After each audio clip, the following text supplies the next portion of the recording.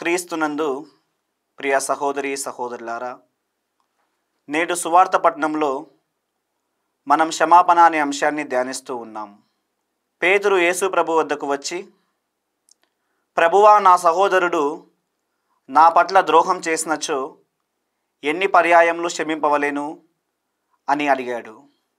7 పర్యాయములా అని యేసుని ప్రశ్న అడిగినప్పుడు యేసు ఈ విధంగా సమాధానమిస్తూ ఉన్నాడు.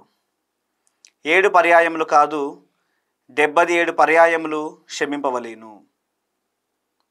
దేవుడు ఈ లోకాన్ని సృష్టించినప్పటి నుండి మానవులముగా మనం చేసిన తప్పిదములను ఎన్నోసార్లు క్షమించి మనకు మంచి జీవితాన్ని ప్రసాదించాడు.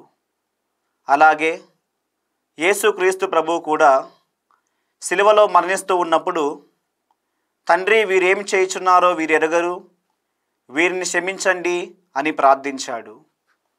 నేటి సమాజంలో మన పొరుగువారు మనకేదైనా తప్పు చేసినప్పుడు మనం వారిని క్షమించాలంటే చాలా కష్టంగా ఉంటుంది. క్షమాపణ అనేది చాలా ధైర్యాన్ని ఇస్తుంది. మనం క్షమించే గుణం అలవాటు చేసుకోవాలి. క్షమాపణ కోరడం అంటే మనం ఏదో తప్పు చేసినట్టు, ఇతరులు ఏదో ఉప్పు చేసినట్టు కాదు. మనం మన బంధానికి విలువరిస్తున్నామని అర్థం. లూకా సువార్త 6వ అధ్యాయం 37వ వచనంలో చూసినట్లయితే, పరులను క్షమింపుడు, మీరును క్షమింపబడుదురు అని వాక్యం మనకు సెలవిస్తూ ఉంది. క్షమాపణ లేని హృదయం దేవునికి మనకు మధ్య అడ్డుగోడగా నిలుస్తుంది. మన ప్రార్థనలు, విన్నపాలు దేవుని చెంతకు చేరవు. మన ప్రార్థనకు జవాబు సహితం అందించే దివ్య ఔషధం ఈ క్షమాగుణం. బైబిల్ గ్రంథంలో చూసినట్లయితే దావీదు రాజును మొదలుకొని ప్రవక్తలను, అపోస్తులను, రాజులను, మగ్దల మరియమ్మను, పునీత పౌలు గారిని, ఈ విధంగా చెప్పుకుంటూ పోతే ఎంతోమందిని క్షమించి వారికి మంచి జీవితాన్ని ప్రసాదించాడు. కాబట్టే వారి జీవితం మనకి ఈరోజు ఆదర్శంగా నిలుస్తుంది.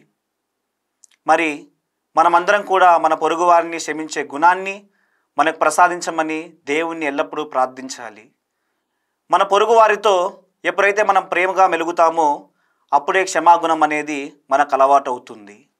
మరి మన తోటి వారిని ప్రేమించి, క్షమించి, ఎల్లవేళలా సంతోషంగా జీవిస్తూ వారికి మన ప్రార్థన ద్వారా దేవునికి ప్రియమైన బిడ్డలుగా మారే అవకాశాన్ని మనం ఎల్లప్పుడూ కూడా కలగజేయాలని నిర్ణయించుకుందాం.